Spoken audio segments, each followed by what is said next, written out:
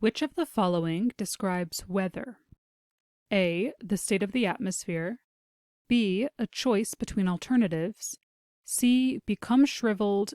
D. A castrated ram. Or E. Expressing a doubt. The answer to this question is D. A castrated ram.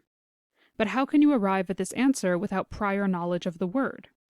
The good news is that with questions like these, usually the other definitions are for words that sound similar to the given word. Let's go through the choices for examples. A. The state of the atmosphere can also be describing weather. Although it's pronounced the same as weather, our word, we can see that the spelling is different. B. A choice between alternatives, while not a perfect parallel, seems to be referring to weather, as in whether you stay or go. Again, while pronounced the same as our weather, it's spelled differently. C. Becomes shriveled can otherwise be said as wither. Similar pronunciation, but not the same. And E. Expressing a doubt actually also refers to the same weather as choice B.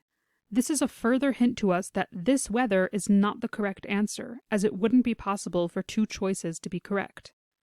With all of this in mind, we're left with D, a castrated ram, which we can mark as our final answer.